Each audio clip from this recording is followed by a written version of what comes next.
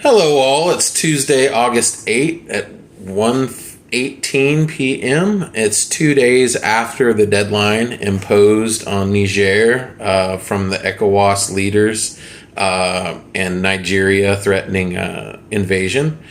Niger has appointed their new prime minister, Lamine Zayn, former finance minister, instead of reinstating the ousted president, Mohamed Bazoum.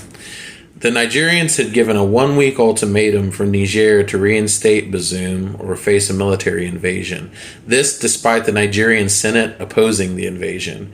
So the Senate opposed the invasion, but the leadership and the ECOWAS leaders were like, we don't care.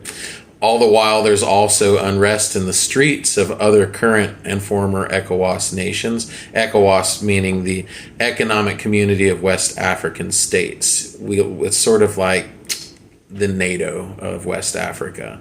In Senegal, for example, there are mass protests, the involvement of them in the invasion of other African states. Their outgoing administration is trying to push their agenda as fast as possible facing this upcoming election, and the people aren't really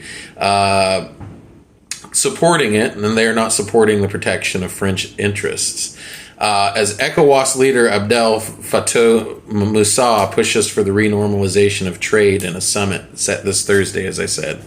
He threatens a military invasion by this following Sunday if Niger doesn't fall in line. However, due to recent juntas and growing popular sentiment, a formidable bloc of countries have moved to support the new government of Niger, including Burkina Faso, Mali, and Guinea. In West Africa, Russia has sent in the Wagner Group, and China is supplying surface-to-air missiles. North Korea also has chimed in and said that if there's an invasion of Niger, then they would step in and support. It seems like they have a lot of guilt for not supporting Gaddafi after the assassination of Muammar Gaddafi and the economic and social fallout that it ensued. So they're not wanting to see that again. After decades of having promised to expand no further east, NATO moved to secure the lithium and national gas contracts in Ukraine, the Saudi Arabia of Eastern Europe.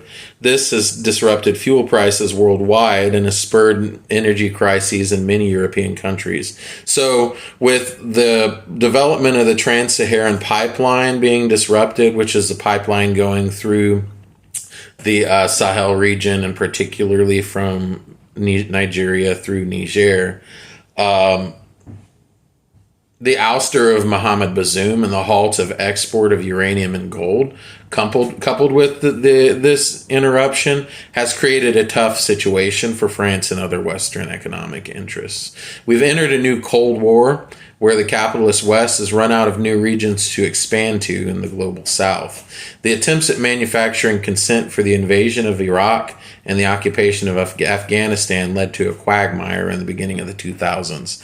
Attempts to expand free trade agreements in Central and South America were met with ferocious opposition from the people and leaders of Central and South America during the Bush administration.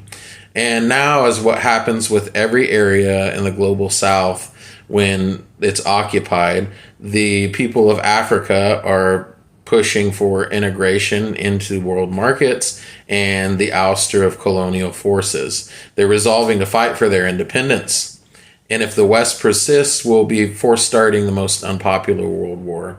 The U.S. and France have both cut aid to the Sahel region, while China and Russia has offered deals for better terms for these former colonies. It has become so glaringly apparent that all wars are about the contracts of the rich. Let's just hope that their greed doesn't lead to the deaths of millions.